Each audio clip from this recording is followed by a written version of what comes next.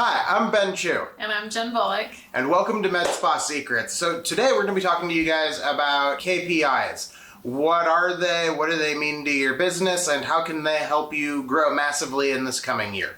So you cannot grow if you aren't tracking things. So can you tell us a little bit about what a KPI is and why it might be important for us to track them? Yeah, sure. KPI means Key Performance Indicator, for those of you that have not heard of it. And that's basically any data point or data points that you can measure that are in some facet or wing or area in your business. So actually businesses have quite a lot of KPIs in basically every department and every function of the business. So that would be kind of like our definition of a KPI. Examples of what that might be specifically in say a med spa, like what we're talking about, is say like your consult to close ratio. What percentage of people that come in for a consult actually turn into patients? That's something that it might behoove you to know. Your lead cost. How much advertising spend do you have to spend to get somebody to raise their hand and be like, hey, I would like to know more about being your patient, or whatever offer you're putting out. Cost to acquire a patient is where you're kind of merging that lead cost with your close percentages. Let's say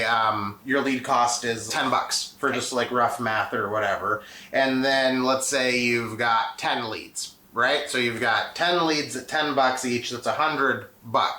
But not all of those leads are gonna be patients, right? Then you take that close ratio, consult close ratio, and let's say that you close at 70%, right? So you're closing 7 out of 10 leads. Yep. That means you didn't close 3 of them, so there's $30 that got spent on leads that never converted into customers. And then, I don't know, I'm not actually gonna be able to do that quick math off the top of my head, but it means that your cost to acquire a customer is not the same as your lead cost, right? Right. Retail to service split is a good KPI to track. You want to know how much you're actually doing in retail versus how much you're doing in actual services. Patient spend. How much does your patient spend every time they come to see you?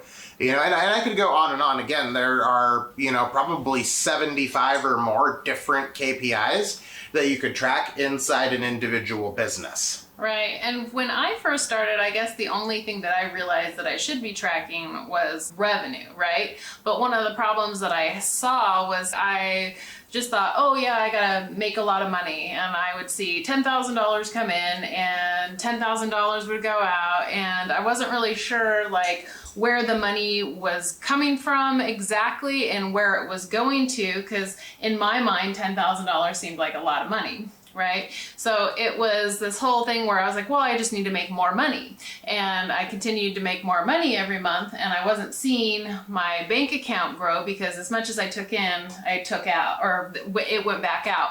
And it really wasn't until you came in to the business and really started to help me break down why I should be tracking things and where all of that money was going that I was actually able to make a profit and pay myself. So KPIs can be really, really powerful in helping us understand just what's going on in the business and the little things that we can tweak to grow really big, right? Totally. I mean, KPIs they're data points, right? So you're going to be pulling them from your QuickBooks, from your patient management software, or you don't have any of that, then you should be putting all of that kind of stuff into spreadsheets, right? Whether it's like Excel or Google Sheets, and pulling those numbers from there. But I think most importantly, without necessarily getting into the nitty-gritty about what KPI might be more important than any other KPI, is that when you adopt a philosophy or a strategy rather of running your business from KPIs, you're running it from the data and not from your feelings. Because it's super, super easy for an entrepreneur to think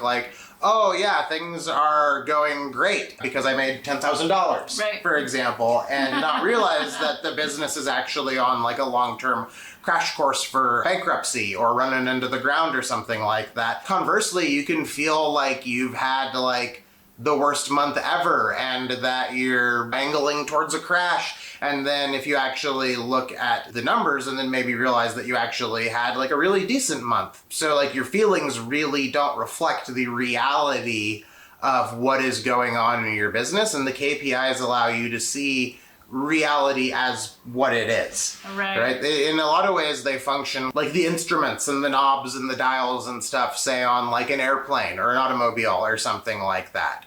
You can be driving your car and not feeling like you're going fast and then look down and realize like, oh crap, I'm going 80 or 75. And you never would have known if you didn't have the instrument to look at and see the objective truth. That's so good. One of the things that I think was really powerful for me is as a provider and as somebody who is patient focused and relationship focused, there was a lot of things that I was doing, like services that I was providing, that I was doing because I loved them. Or I felt like I needed to have like a little bit of everything to offer every single person.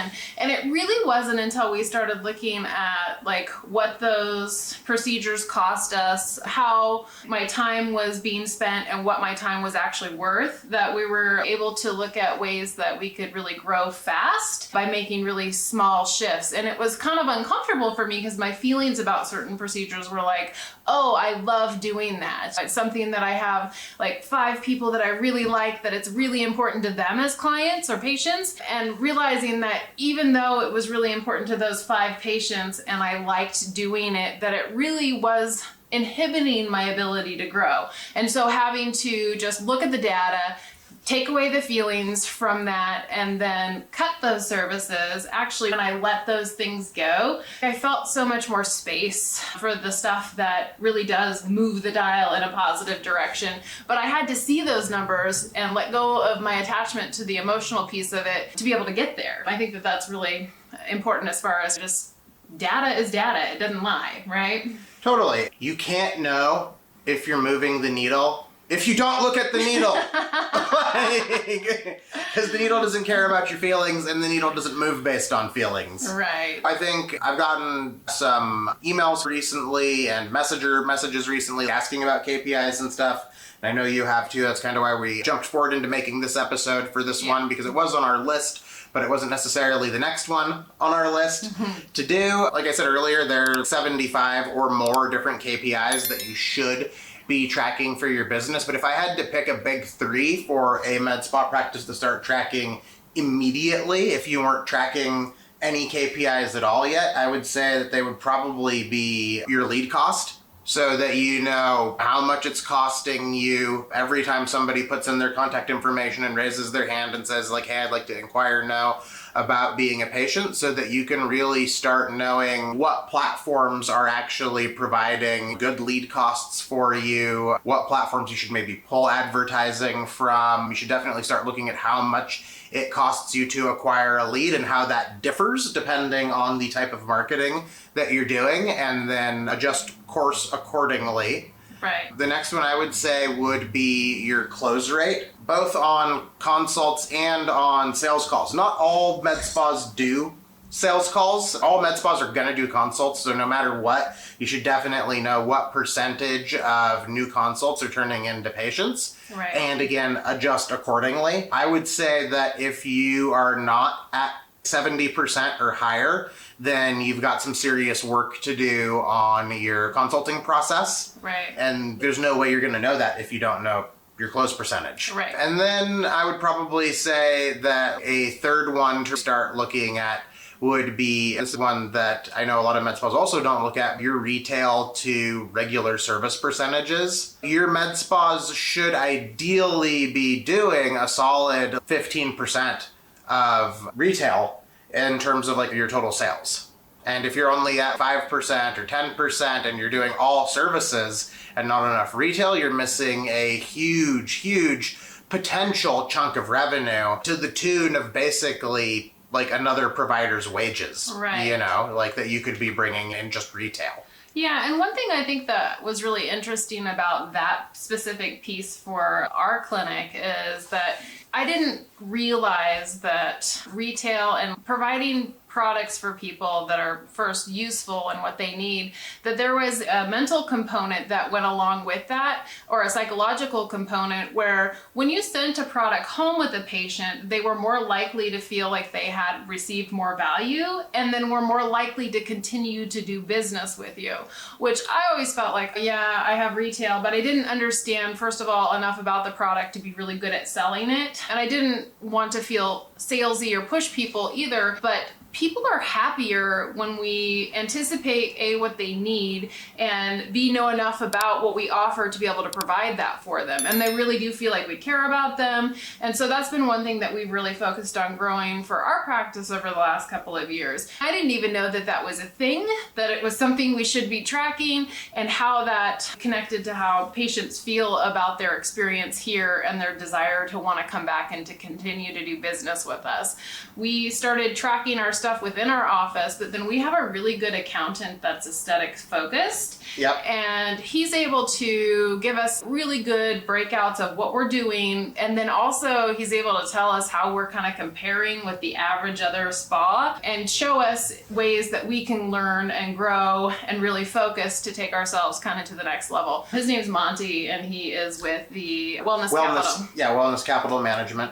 So big shout out to Monty. If you need an awesome bookkeeper and a fractional CFO that'll help you start breaking out different KPIs on the financial side of things, Monty's your man. We love you, Monty. The main thrust of this episode is that A, you need to be tracking your KPIs, but B, they're what you should actually be basing your decisions off of in your med spa. I know that people love their feelings, but man, you really need to put your feelings aside and start focusing on the numbers in your business, and save the feelings for dealing with the patients and like your TikToks and your reels and stuff and like all of that. But when it comes down to making business decisions, any type of business decisions, you've got to be looking at your KPIs. So that can be making decisions around, like you mentioned earlier, what procedures are we going to continue to have or push or market? But it's also other things. It's also like how you judge and evaluate performance of team members. Right. Like team members have to have